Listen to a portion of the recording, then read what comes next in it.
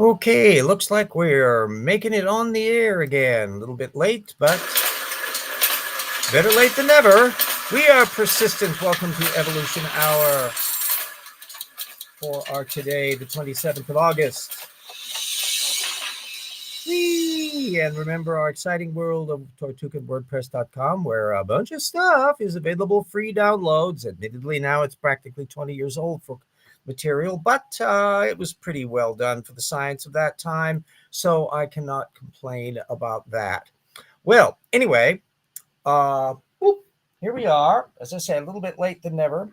Of course, we are doing our next installment of our Titans book, and we'll have a little bit of a shtick on some stuff from an internet creationist that popped up into Jackson's feed a little ways back that we'll want to kind of call attention to. And if we have the time, then we will add on a little commentary by the fellow Timothy Dunkerton, who I've been having some rather fascinating interactions with online and is showing the serendipity of rigorous scholarship. So first off, Titans, as you may well know, this particular chapter section that we're going into is all that stuff on the horned dinosaurs and that crowd.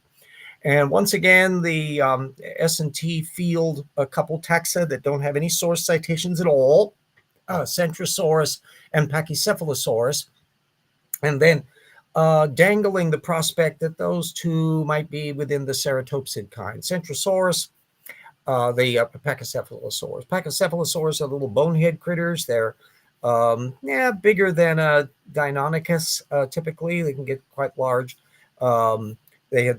Paleontologists have been concerned whether or not their skulls were like head butters, but that's not been quite so common these days, and so it's more probably kind of sexual display, and there's a little fun and game. Now, Pachycephalosaurs are bipeds, whereas ceratopsids are all quadrupedal. So it's an intriguing thing that Sarfatti and Tay are kind of willing to allow them maybe into a ceratopsid kind as a bigger taxonomy, which is an indication kind of around the corner that there is, in fact, an awful lot of crossover ambiguity if you start looking at things in detail, which could account for why they aren't putting in, hello, DM! Pachy's or cephalosaurus? Yeah, what? Exactly. Sarfatti and Tay are kind of winging some of the stuff on the Berriman front. Bear in mind, there's not a heck of a lot of paleontology literature or baraminology stuff within the creationist context.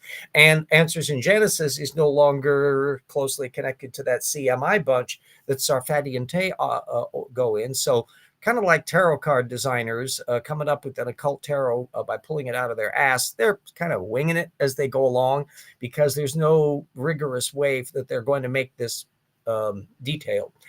So I decided to drag in some technical literature on these taxon that will give you kind of a context for what they aren't presenting in their frame.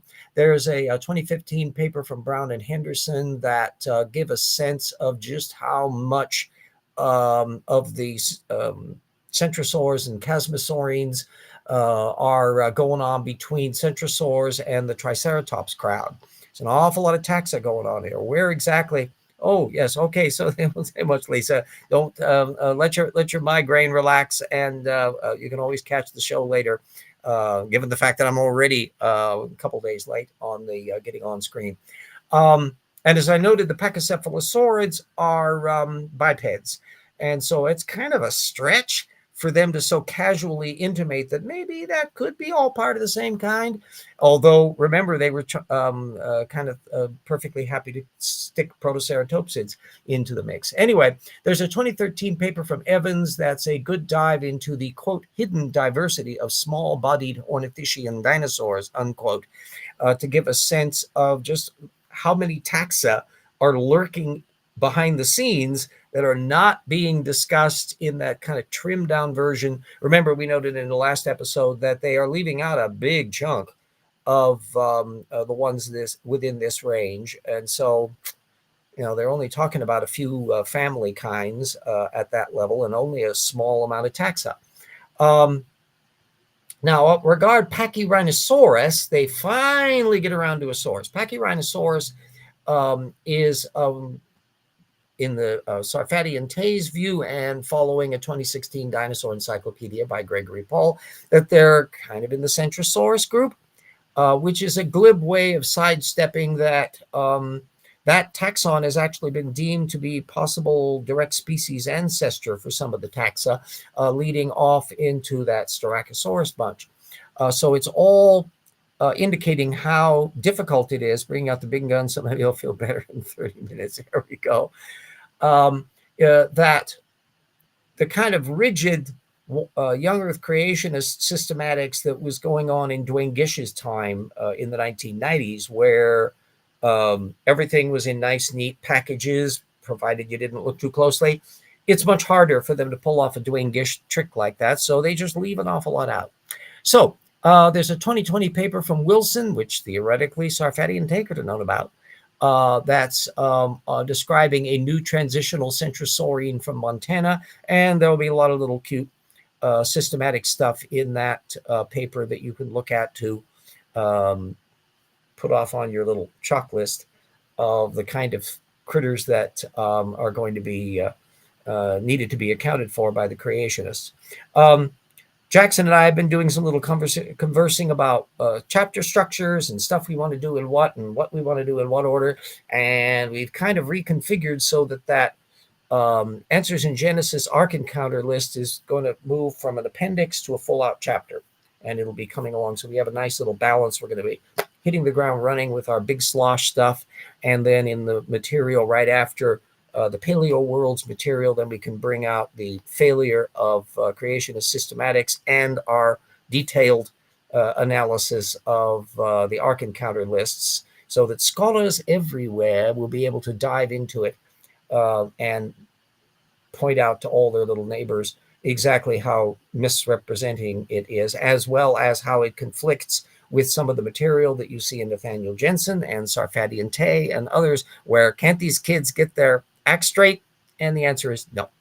Now, part two is a little light blip that came up back in May when somebody in one of Jackson's Wheat's Twitter feeds decided that a 2021 paper by Zahabi, which we'll be putting a link up to when we get ourselves finalized, rescued somehow the platen culk idea that conflicts with the big slosh.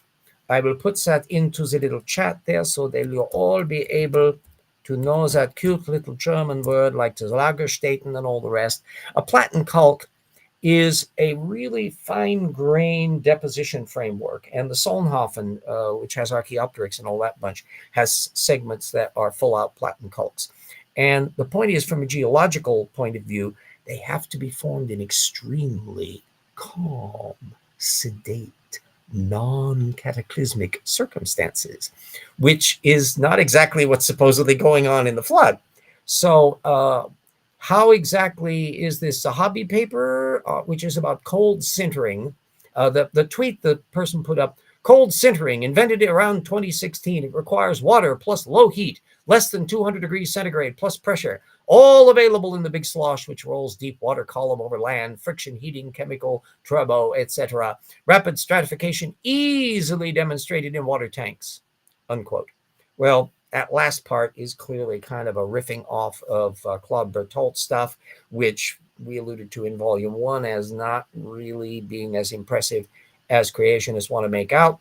But at any rate, no, this kind of circumstance is still not getting around that platen culk issue, which is this cannot be formed rapidly under catastrophic circumstances, big blobs of stuff coming in. And all you're going to get is a mess. You're not going to get the kind of material. Even the Bertholt experiments, which were in highly stylized environments, only showed that if you have a bunch of little particles, they can kind of sort themselves out in circumstances and produce a little layer cake like a parfait.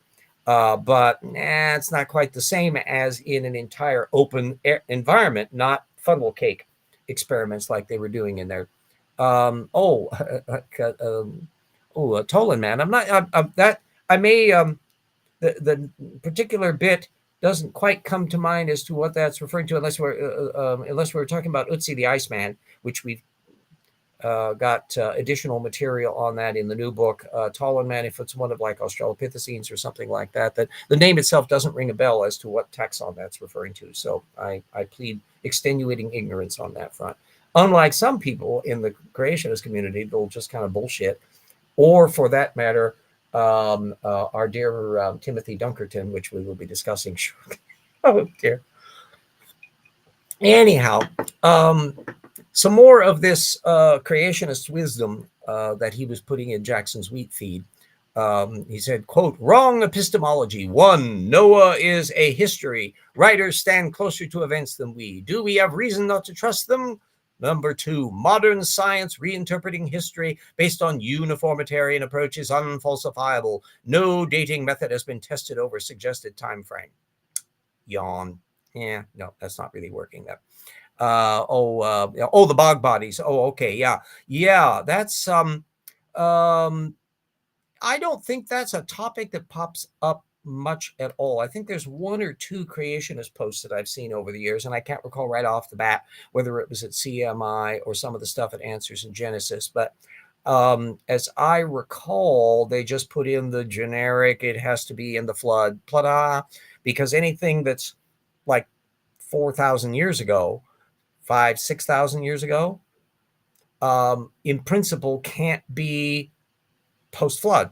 So they've got to attribute it somehow or other to that little context. Anybody can probably Google search to find out whether or not there's a particular creationist paper that's alluded to particular examples, but that's as far as my memory can go right off the bat. Let's see, the Iceman is a much more interesting arrangement, because there have been several creationists, which we're going to be discussing in Volume 2, who have really gone off the deep end on trying to attribute not merely this to the flood environment, but to immensely advanced human beings. Yeah, it's not quite what's going on in there. And that's why some of the big slosh apologetics veers into woo land, advanced ancient aliens, and this kind of slides off into Graham Hancock and a whole bunch of little cross connections and stuff. A lot of these characters are going to be popping up in all of our discussion of the various scenarios on the big flood, because there's an awful lot of cross fertilization in this area down there in the basement, as people who have been following this over years will be aware of. So we'll be putting the links to all those little sections in, and now I can do a little diatribe on Timothy Dunkerton. You can be, matter of fact, I'll type him in there so that everyone will be able to see exactly who I'm referring to. Timothy J. Dunkerton. You can be totally excused for having no idea who that person is. But he was on my scope in general because he's a climatologist, weather guy who's a climate science denier, among other things, as it turns out. And by just wacky happenstance, I keep, and sometimes like when I'm pressed for ink or time, I won't necessarily plug all the sources that I might have that I'm accumulating in these big doc files that I do, because I try to store stuff electronically, and I will occasionally print material out, and then, but I don't necessarily add that source reference into the reference field in my main spreadsheet stuff, in my main bibliography, unless it's immediately salient to the books that I'm going on. So I have stacks of pending project stuff, which would include material on COVID denialism and climate science, claptrap and pseudoscience stuff and UFOs and a whole bunch of sidebar stuff. Well, every once in a while, as I cycle through my material and I spot stuff from some of these older doc files, I'll check to find out, like, how many pages is it? And some of these things can run into the hundreds. And so I realize, I got to check to find out, now that I'm keeping much tighter track upon my source usage material, I will go through and see what all I've already put in the reference bibliography and put the stuff that I haven't in, so that I'll have a reference that this is in, say, the August 2022 doc file, which was the case for this stuff on Dunkerton. So I had some stuff from the Washington Post from, I think, 2021, which was about, or maybe it was 2022, about Dunkerton being dismissed from his position over sexual harassment and abusive emails and the like. And it was an adequate demonstration that this guy's a jerk.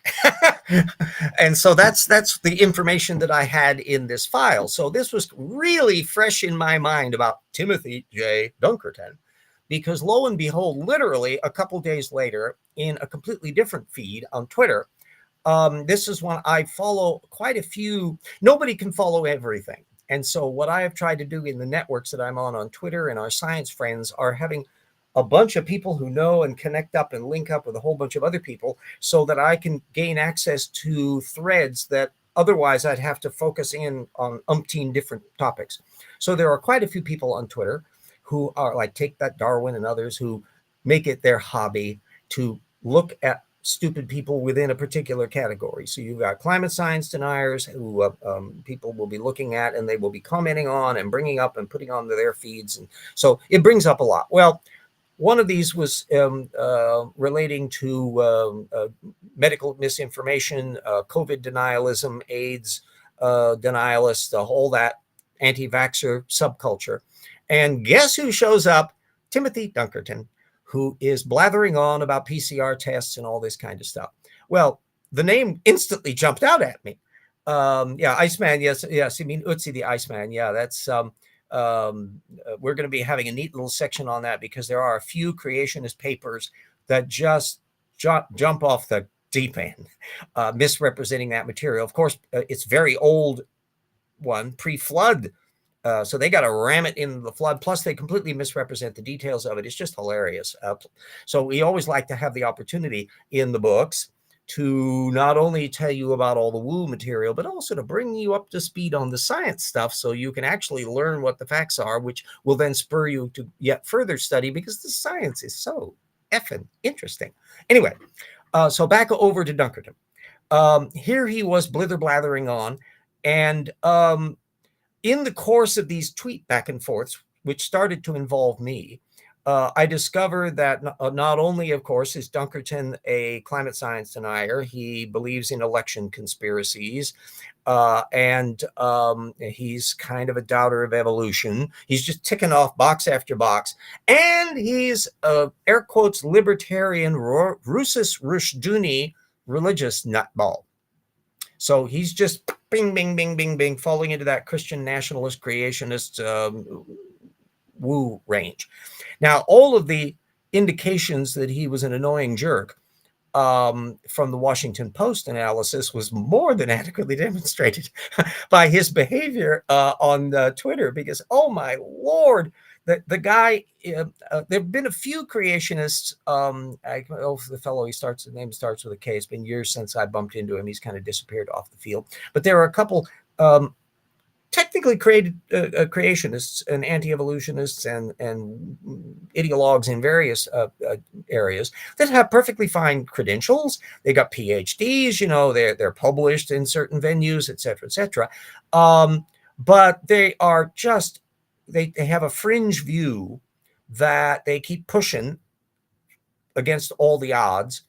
And they have an ginormous inflated ego about how fabulously brilliant and magnificent their stuff is. And boy, does Dunkerton fall into this category. He's constantly comparing himself to Richard Feynman and how he's way bigger genius than Richard Feynman. And then he's going on and on about Plato and all sorts of weird stuff that was a particular amusement to me. Because I'm a historian, and so this stuff is not unfamiliar to me. But he was making scads of assumptions about me that aren't true. So he would be asking me, as he was teasing about this election denialism, he was saying, "Are you a citizen of the United States?" Yeah. And then he would want to know at one point, because I was discussing technical matters and that, well, what high school did you go to? Excuse me, I'm way beyond high school. I have a BA in history from Eastern Washington University, so I do have a little bit above that level. Dude, oh, yes. Old Earth creationists pop up every so often. Oddly enough, there's going to be some discussion of Fazal Rana and U. Ross and that on the flood of all things, because they kind of try to squeeze it into a weirdly broad-ranged ballpark of anywhere like from 50 to 90,000 years ago in a location they can't quite specify, where the flood is global or universal but not global, to where it's bumping off all the human beings that are supposedly all coagulated in one little area, and which we know from the demographics and the history of Homo sapiens, there was never such a time. So yeah, they pop up in that area. There'll be a kind of sidebar. Jackson, of course, draws upon some of U. Ross's material and Rana in relation to their rejection of the soft tissue argument. And of course, because old Earth creationists are just, a lot of them are physicists like Rana and Ross, they're just giddy over the Big Bang in a way that young Earth creationists aren't. So there will be various sections that we'll be bringing up on this. Then there'll also be the human evolution material, where the old Earth creationists at RTB are really kind of bucking the trends on regarding Neanderthals as just a variety of human or not. And they're mired in this obsession they have to try to determine when soulish beings came along, and maybe Homo sapiens was going on for quite some while before the first soulish ones from Adam and Eve came along, or maybe they go farther back than Homo sapiens all the way into Homo heidelbergensis or somewhere. I mean, it's just a weird little sidebar of fiddle farting because they can't disagree with the chronology of things,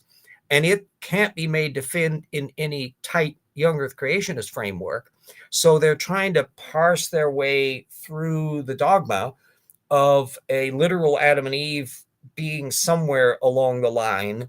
And some stories like the flood are relating to real events somewhere along the line. They kind of teasing around the map to try to figure out what to do. And so it's a lot of flailing is going on with them, as opposed to the young Earth creationists who have a straitjacket, a very tight chronology to work with, and they just rearrange the data to fit or flush the data down the rate, as we indicate in regards to Jeffrey Tompkins and Nathaniel Jensen on a lot of genetic material, that they, and of course the need to move the whole Egyptian culture down past the flood, Andrew Snelling's decision that mammoths and mastodons evolved after the Tower of Babel. I mean, woo, you got some really funky little stuff going on here. But from a structural point of view as to who is active in the anti-evolution biz, old Earth creationists are an asterisk. There's a few academically minded ones. Theoretically, somebody like Bill Dembski and the intelligent design movement would characterize themselves as an old Earth creationist.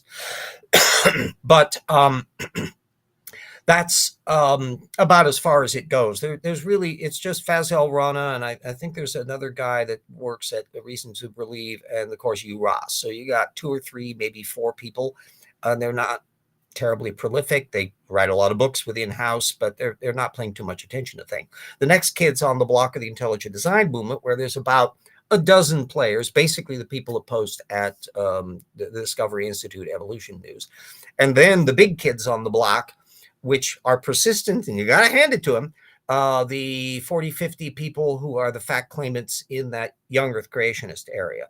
So most of the anti-evolution journals are young Earth creationist ones, Answers Research Journal and Journal of Creation and things like that, and still the Creation Research Society Quarterly, the little conferences that they have every so often. And there's even cross-fertilization parasitically, because as I pointed out, I think last week, you got Casey Luskin riffing off of Reeves, accepting at face value Randy Guglielmo et al.'s CET anti-natural selection claptrap. That's going to be alluded to in volume 2 of Roxford there as well. Oh, there's so many fun little things going on in there. Anyway, that's going to make for a big index, I can tell you that. Anyway, so back to Dunkerton. The dear guy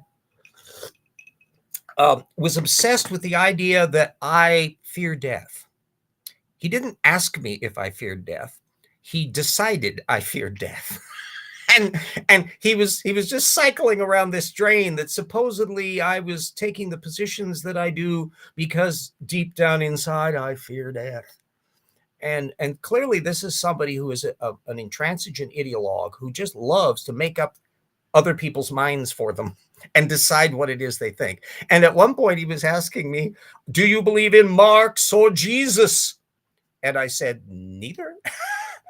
and that again was reflecting that extremely Christian nationalist nutballery, where you've got the godless Marxists on one side, and those are the atheists, and then you've got the true believer Jesusites who can't possibly be Marxists. Well, there are, in fact, a whole branch of Catholic Marxist Leninist priests. There's a tradition of that. It's not a majority, but they're there. And I somehow doubt that their old Dunkerton has paid too much attention to all that. Oh yeah, the giraffe. How? Yeah. Yes, projection much? Oh, yeah. Well, a trope that I've been starting to use now, I'm riffing off of Lord of the Rings, where I'm using a trope, and everybody else make use of it too, because I think it worked, although you can see how bad of a success I've had in getting Tortugan being used as a word, but what can I say? And that is, and I mean this quite literally, one bad method to rule them all. That the contention of that Tortugan model of how people believe things that are wrong, and Jackson and I make use of it, and Rocks were there and all that, we pointedly discuss it. It's that basically to believe something that's really not true, you have to have a mind that is overly addicted to unreliable secondary sources, that you have a non-negotiable dogma. You only allow information that reinforces it. Anything that contradicts it just bounces off the mind shell. You never can change your mind because you can't imagine changing your mind. Evangelicals returning on Trump. I love it. Yeah, it's a complex mix. You've got, first of all, you have to remember that evangelicals were never a block of politically. So, in fact, most evangelicals would not fall into that hyper-conservative, creationist, right-wing. You can find some anti-abortion among conventional evangelicals who might be liberal in many other sense. But that's why I try to use the litmus test of anti-evolutionism. And so I came into studying all of this stuff because I was looking at who disbelieves in evolution and how they connect up. I've compiled, in fact, I've got a cute little thing. I'm making some minor adjustments to it, but I've worked out a cute little sheet that I will be making available to the guests at the conference that's going to be coming up in October. Eric Seidel is coming in on it, and Bradley Onishi.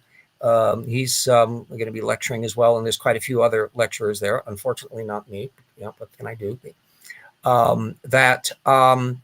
I'm too low on the totem pole in terms of the organization. But at any rate, it's about the Christian nationalism and the threat that it's posing to our republic and all the rest. And the upshot of my sheet is that while Christian nationalism is certainly a dangerous thing and you need to pay attention to it, a lot of their characters are kind of peripheral and may never get their little mitts on power. But if you spread out and look at the enablement and structure network, mainly the Council for National Policy, which has connected up, my God, Rousas Rushdoony was a member of that. Whole piles of people who founded the Federalist Society and the Heritage Foundation and all that. It's just a name dropper of various people knocking around in the thing, including stealth ones. A thing that was really surprised me, like Wendell Bird, who young Earth creationist, and he was doing stuff, as far as I could tell, like was 1980s. Well, he hasn't dropped dead. He's a lawyer who has kind of whitewashed his creationist background and is doing Cambridge University books on the history of free speech and religious freedom in the revolutionary times and so forth, very scholarly works, where, from what I can tell from the content that I've seen from the chapter briefings and the like, is very parsy as to what he wants to bring up and how he wants to fiddle with, which doesn't surprise me because in his anti-evolution stuff that he was doing back in the 1980s, he was doing exactly that, very meticulous meticulous, detailed footnotes where he conveniently sidesteps issues that don't fit. Oh yeah, Mike Johnson is a perfectly fine example of that. You'd have to classify him as a Christian nationalist. Apparently, he's a young earth creationist. He was a lawyer for Ken Ham and a conspiracy election denier. He kind of, even the wildest Tortukans can occasionally change their mind on stuff. So he was very much anti-Ukraine aid, but even he saw when he was getting the detailed briefings that there were problems, and he kind of flipped over to that side. But overall, he's a full-out Tortukan mind. And my position is that you really shouldn't have Tortukans in political office. They're dangerous regardless of what their politics are, because they can slob off the rails in a moment's notice. Anyway, so I'll have this handout available for people, and it'll also be reminding people about the methods issues and the various media involved. It's a relatively small network of stuff, although you've got a gazillion different websites and things going on. If the kind of Christian nationalism that's embodied in that Project 2025, which is structurally kind of like midway between the CNP superstructure and that Christian nationalist frame, and there's those crossovers that you find in there. Let's see who's some of the ones that are knocking around in there. You got Charlie Kirk's Turning Point intersects all three nodes. You had Oliver North and Russell Vought and Kevin Roberts and Jay Sekulow, who's a Trump lawyer, is also the ACLJ, which is Pat Robertson's legal arm, and all that stuff. So it's a bouillabaisse of players, and they all kind of interconnect. There's no single monolithic blob on there. So we digress. Back then to Dunkerton.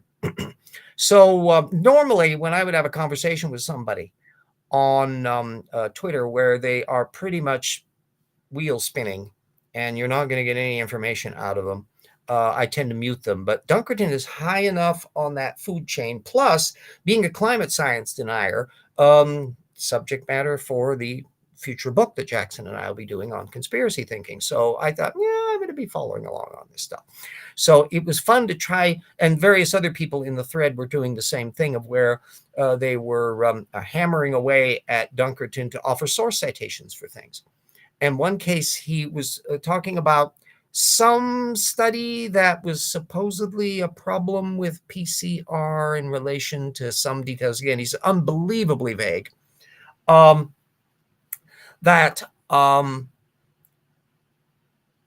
he cited it as a DDA et al. Google it. I'll type that in just to see if you could make any sense out of this. He said, just that. That was the citation. DDA et al. No year, no reference, and so forth. It turned out, as the thing explored, it sounds like it was this paper that Didier Rouault, who is an absolute nutball in this field of vaccine denialism, another really screwball, was one of the co-authors of this, but not the lead author. It was a completely different lead author, and it was from 2020. It turned out, not only is it a highly questionable paper, but it was so highly questionable at the time that the journal put not one but two caveat commentary pieces, including one that flat out said that this thing was methodologically terrible. So, woo! Needless to say, our Mr. Dunkerton was paying no attention to any of that little sidebar. Yes, I bid et al. And that's another, this brings up a wonderful sidebar. About why source methods is so amazingly useful. It's boring as shit to do in practice, and your eyes can easily glaze over it, but it involves reading those damn little footnotes. And you can cross-check to find out what sources are being referenced and what ones aren't. That's one of the reasons why with Sarfati and Tay, with Nathaniel Jensen, with Rupin Sanford, I construct reference bibliographies where they don't have them, so you can actually find out what's in or not in it. And another thing that pops up is when you get weird citations you get stuff where they get the date wrong, they get the title wrong, or they put the wrong author as the lead. Maybe they're drawing on a pre-publication issue, et cetera, et cetera, et cetera. And so you find out all of that by looking at the basement, the footnote areas, or the references that they're doing through hyperlinks. And so although the surface content is relevant, especially if they say something that's preposterously bad, but an awful lot of their difficulties will come by what they leave out. And you can spot them leaving it out when you look in their references to see, well, they never bring this up. Or worse, if they bring up sources that directly connect to something that is relevant that they haven't brought up. So that's why that source methods is a game that you just don't play. So let me, well, we're kind of in about a midpoint here. Let me put up our dear friends. We've got a new patron who has popped on the scene for us, Professor Flynn. And needless to say, everybody who adds on to the list and helps the project in whatever capacity they may is thank you very much. Thank you very much, because it makes things way easier to slog along one day after another. I'm not doing crap like President Trump, ex-President Trump, who's constantly hawking $99 trinkets and stupid books and the like, or faked up Bibles or any of the other stuff that he's done to get money aggrandized that way. If you buy our books, there's actual deep content in the bloody little things, and they are well worth the money on that. We're going to make sure that Rocks Were There Volume 2 is a perfect compendium add-on to it. And so it's going to be vaporizing an awful lot of stuff. It's fun to keep up with the current material on this, because just over the last couple of days, for example, there was a creationist who had launched a criticism. He'd been criticized by Joel Duff on the issue of whether or not creationists, Carl Werner, was intimating that modern mammal forms are found in the fossil record next to dinosaurs. And the fellow Bowen, Brian Bowen, Apologetics 101, had been criticized by Duff along with Answers in Genesis for repeating all of this stuff. And this kid just went on and on. Erica and others have interacted with him as well. It was like a 2-hour, 45-minute screed that just was repeating itself over and over and over again. And as someone who can repeat himself over and over and over again, I can tell it and I can see it. I know exactly what that is, but I try not to go on for like 2.5 hours to do it. And it was a very interesting bit it was so illustratively bad that it's going in the new book, because that topic of Duff's video and the issues about vestigial forms and surviving organisms and stasis and all that is a topic that's in the new book. And we're basically going after one of the Answers book chapters, but there's a whole little sidebar of people who are making exactly the same mistake. And this Apologetics 101, relying on Carl Werner, was one, and happened to involve whether or not there were like beaver-like animals back in the past or not. And what was fascinating about it is Werner is very evasive, because he doesn't say it's a beaver, it's just beaver-like, and he cites all of these popular things from New Scientist and all that, not the technical papers on the subjects. And Duff is correctly pointing out, no, these aren't even in the same family. And Brian obtusely, no, we didn't say it was a real beaver. We don't know. We don't say anything about what kind they are. And that's the whole point, is because Werner is basically wiffle-waffling and fog banking this stuff. The reason why he's bringing it up is that trope of stasis and changeless, and all you have to do is just eyeball two organisms, and if they look kind of alike to them, well then, gee whiz, isn't that there's no evolution involved? So it's a really about the giant beaver. Yeah. The funky part of it is that one could argue Joel should have put the linkages up to the technical papers on them. But the funky part was, because he didn't, this poor kid, Brian, was completely at sea on it.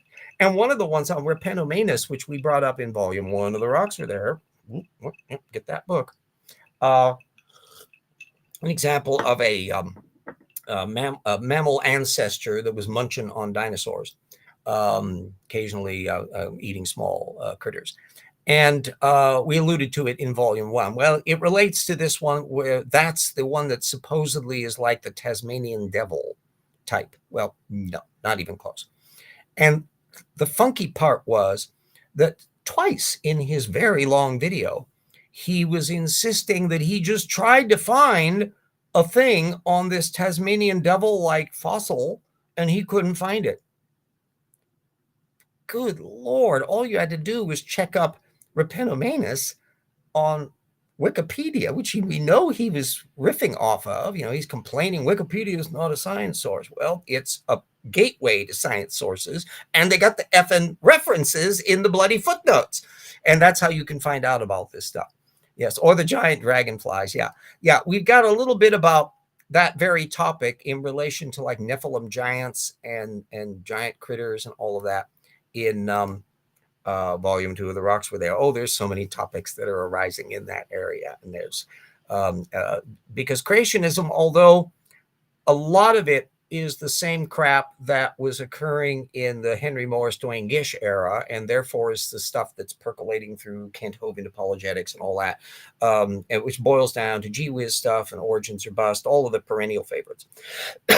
But individual topics come and go. And so one of the most recent ones, obviously, is the whole soft tissue thing that is absolutely ubiquitous in young Earth creationist apologetics, and functionally only in young Earth creationist apologetics, which is why when James Tour, bless his sweet little heart, burbled on about soft tissue when he was talking with an evangelical creationist on a channel a ways back, was sounding like he was thinking this was really a neat thing. Well, unless you're a young Earth creationist, you're not all that impressed by it. It gobsmacked Joel Duff. Yeah, exactly. I'll point out that in most cases, even in negative, a Wikipedia can be extremely useful. If you look, for example, a recent taxa that's just been found, and you try to find a Wikipedia page on it, and there ain't one, or they just list that a thing exists, but there's no source citations on it, that's a dead giveaway that this is really new. Or for that matter, Timothy Dunkerton, to thread up back around callback, doesn't have a Wikipedia page, despite his genius being above the level of Feynman. He's apparently too far down on the food chain, because there's an awful lot of climate science deniers and others that get full out Wikipedia pages. He ain't one of them. So it's really kind of fun. Oh yeah, Mary Schweitzer's stuff, Apologia, she's been a guest on his show, and that we allude to that whole bit about how annoyed Schweitzer is to that, how she is frustrated, had her being co-opted. We got a whole big, long, multi-part section detailing the spread of stuff. The big offender in the young Earth creationist soft tissue brigade is Brian Thomas. If you just look for sheer volume, that guy brings this up constantly. I mean, month after month after month after month, going on for years. So a huge blob of the stuff that is in that area is coming from his apologetics, and therefore everybody that would be relying on Brian Thomas via the ICR will be connecting up on that. The other funky part, which is a section that I've been still working out the finishing touches to put into the final text, relates to Mark Armitage. And he's got a bunch of newer papers that he continues to come out with from his teeny little lab of things that are supposedly Permian Dimetrodons and all the rest. But the really funky one is that Triceratops horn, that it's not at all sure that it's a Triceratops horn. That a bison latifrons horn is just as likely to be that. And he's very vague about where he dug these things up. You know, if you look at his technical papers, and they're published in not creationist journals by and large, but they're ones that are little obscure ones, sometimes pay-for-play ones that he's be able to put little papers in, and therefore not necessarily qualifying under the rigorous thing that you would find if you were trying to put it in science or nature. So I would be too if large groups of people have been lied to about my work. Yeah, that's it's a legitimate issue that you get pissed off by being misrepresented in this matter. Now, to be fair to the average creationist who keeps on repeating these tropes, is that they aren't within 100 miles of the data field on this subject. They don't know diddly squat what Schweitzer actually thinks. They only know what their apologetics have told them Mary Schweitzer thinks. So there's a little interview that she did on 60 Minutes years ago that gets repeated over and over again. It's like some of the same tropes that you see popping up in political discourse where, oh my God, not that one again. Good heavens. Yes, well, I think it's worse than he can't let anyone examine it. It's obliterated. He dissolved the bloody thing to make his little experiments on it. But the major provenance problem has to do with the fact that a normal paper would be precisely indicating where the hell it was dug up and material on the stratigraphy of how he decided it was a bloody Cretaceous deposit. The formation in question is in little pieces all over Wyoming and Montana and all the rest, and is also, depending on how far you go up or down, areas that aren't Mesozoic. And so without particulars to be able to track the material down and to be more precise, how would you go about fact checking it? Well, you can't. And that's an indication of how evasive the guy is. You could be charitable and chalk it up to the fact that he's not a paleontologist and therefore doesn't know how you're supposed to do these things. If you're not charitable, you could argue that he's an annoying ideologue who wants to deck stack things. And there's an indication that he's kind of like a Dunkerton type in terms of personality, that he was rubbing everybody the wrong way when he was at the Jet Propulsion Lab. And it's one of the reasons why they were happy to see him kicked out. So the lack of detail on the topic is very precise. Now, the same thing goes for a lot of these other bits of how does he know what an isolated body part is if he's not a professional paleontologist, and he's not going to be detailing whether or not Armitage is dropping in some respects into the same ballpark as, oh God, what the hell was his name? Not Marsh, but back in the Nebraska man, Peccary Tooth, that got misidentified briefly because molars look kind of like. And so, ironically, I think he's falling into that same ballpark on some of these studies that he's done, where he's gotten isolated bones that he has arbitrarily decided are a particular time frame. And lo and behold, kaboom, he riffs off of them, thinking they're way older than they actually are, because he's not very good at studying all of this stuff, doesn't have the experience. So anyway, it's an intriguing bit to go into, and I'm sure he'll be continuing to spurt out material. We're trying to keep up with all of that ongoing stuff. God, what's his name? Brian and Hubbard, I think his name is Brown and Hubbard, or Hibbard or something like that. Silly little things. They're actually kind of, one of them is really kind of an oddball young earth creationist, but he's masquerading in more generic ID stuff. And he's now got 4 papers out, this collaborative effort that's now, the latest one is like an origins or bust, irreducible complexity-ish thing. Danster and Cardinale brought it to our attention. No, I think Zach Hancock brought it to our attention in our little cross feed just today, to where I go, oh, gee whiz, isn't that fascinating? So that was more stuff to be added into the reference field so that our stuff will be as up to date as possible. Some of the little connecting tendrils of material are really extraordinarily broad-ranging, and that's why a work like Rocks Were There really had to be much bigger than Evolution Slam Dunk, because Evolution Slam Dunk, although it's dealing with both creationists and intelligent designers and very sidebar old earth creationists, because they've never thought to mention anything about the reptile-mammal transition, it's very tight structure. But to give a broad-ranging assault on the whole breadth of young Earth creationism, its cosmology material and all the material in human evolution and plate tectonics and cosmology and all of that, it couldn't possibly be crammed down into a short amount of work. So the fact that we are going to be having 2 very hefty volumes on this subject, I think will do the subject quite a good justice. Talk Dino and Dapper working on tracking his dig site. Yeah. I'm still awaiting Dapper's has a video in the works on this, I understand, but I haven't seen it hit yet. And I've been really waiting for that. But by the time betwixt here and the actual publication of the book, if it materializes during that time, we'll do a little thing and include it into the illusions of it. But anyway, there's been quite a few direct criticisms of Armitage work in that period from 2019 to the present. And we're going to want to keep up with all of the little Joneses on that subject.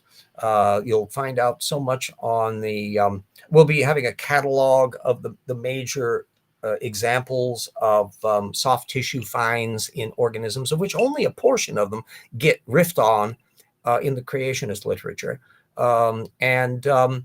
Surprise, surprise, soft tissue things tend to get more and more impressive the younger they are.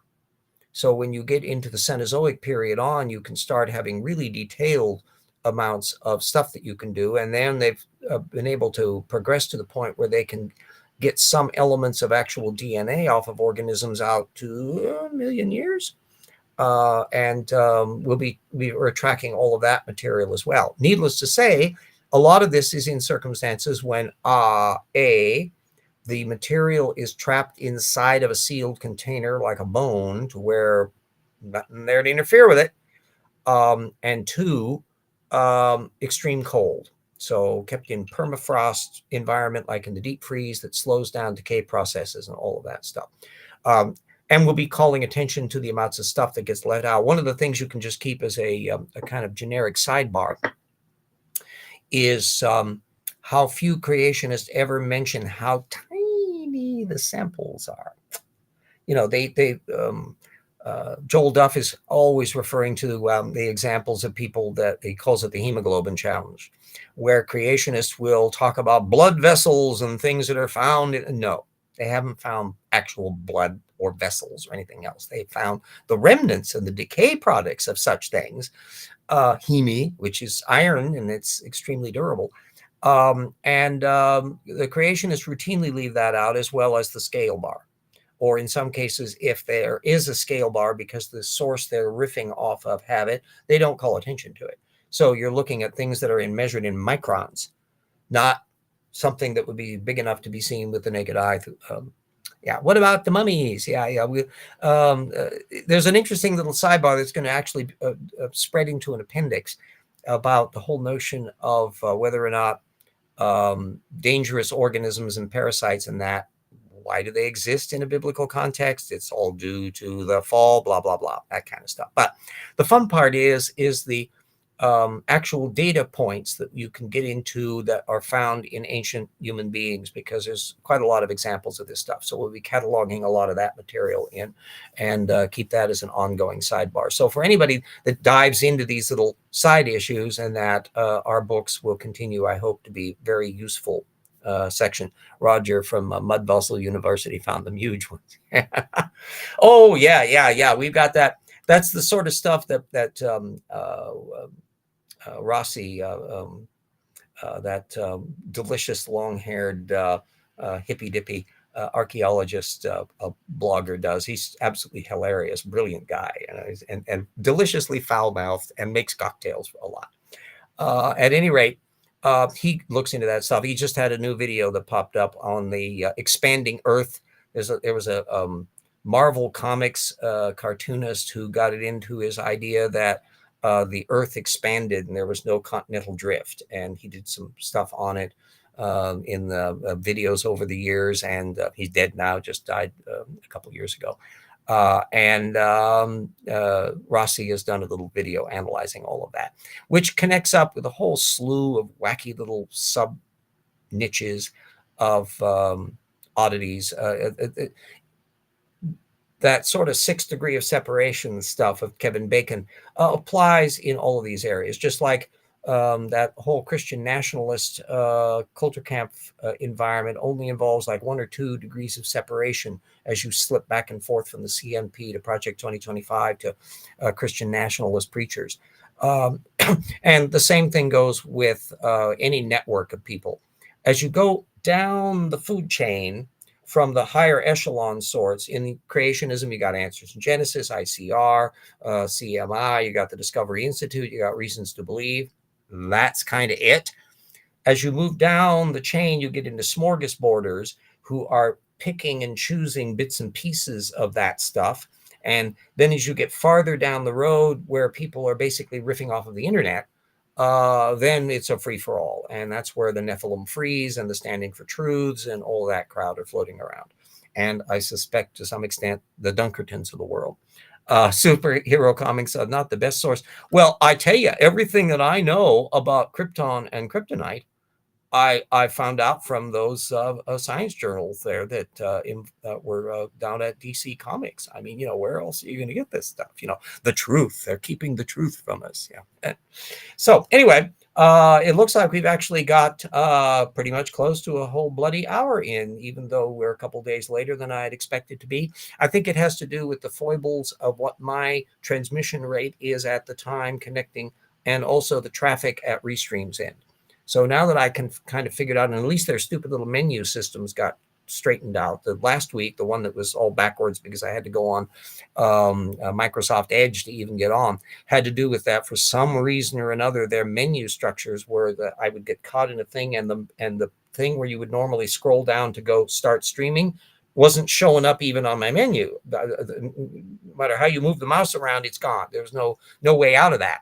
And that at least got conniption fit out. That's not applying now in this bit. So we're just winging it, kids. I'm amazed that any of this stuff works at all. We should be all amazed at the astonishment that here my stupid little mug can be appearing on a little screen that people all over the planet can watch at their leisure and the like. I think we should take a delight in that. The fact that it doesn't always work perfectly and the sound can glitch up occasionally and all of that, well, big deal.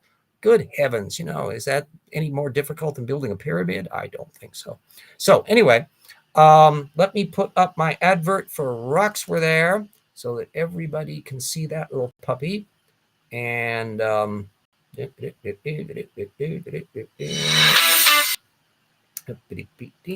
you over there. And if you haven't gotten Rocks Were There, please do so. And if you want to donate it to your library or to a friend, they make wonderful doorstops, but even more useful books, because Jackson and I worked our butts off on that and are doing likewise with Volume 2. We are most proud of it. It's fun, but a labor of labor, because it takes a lot of stuff to follow, a lot of sources to research, thousands and thousands of them. And unlike some creationists, we actually do try to be accurate and make sure that our stuff is bulletproof, accurate, and detailed and current, and we don't misrepresent a damn thing. We like to Iron Man and then crush them underneath our bulldozer.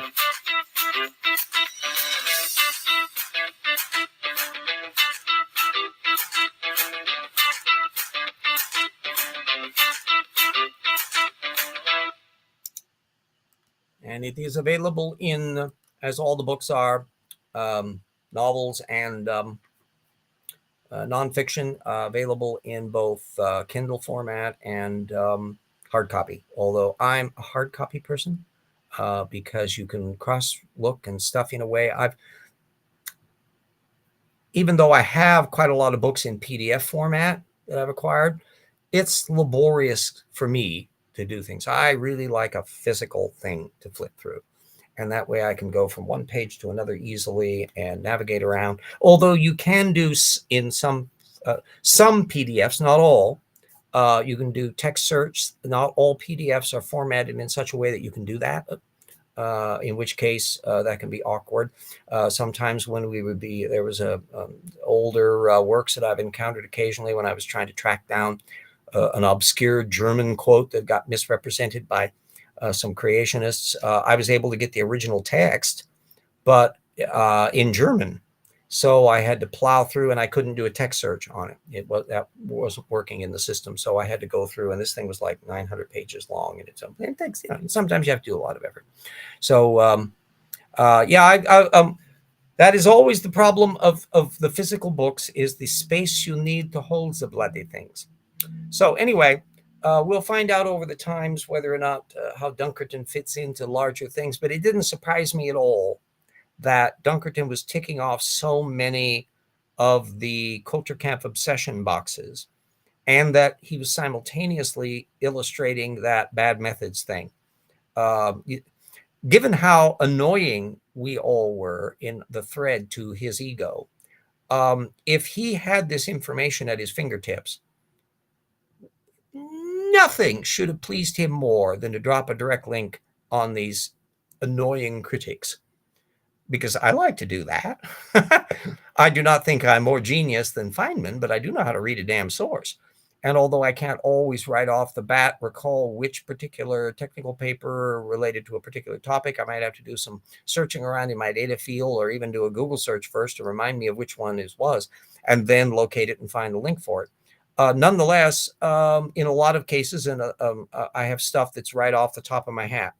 I had, in fact, brought up to Dunkerton back in this 2022 time stuff from Noah Diffenbaugh, who's done research on drought cycles in California.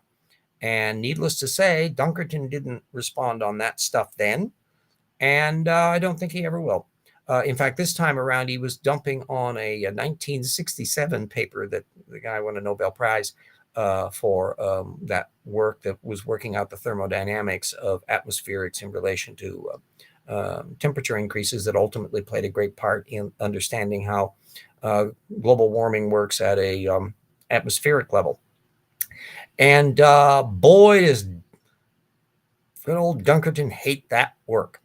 And in his own mind, at least, he has totally refuted it, although he didn't put up a source citation for us to look at all of that.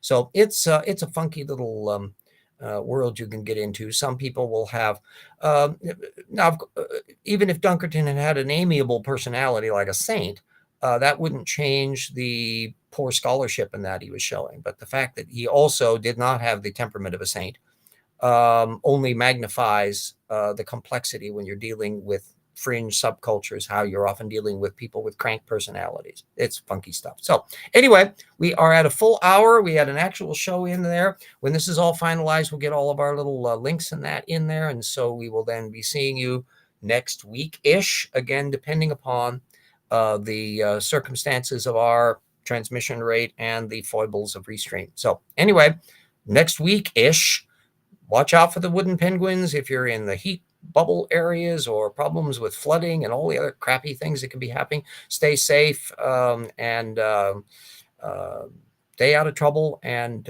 we will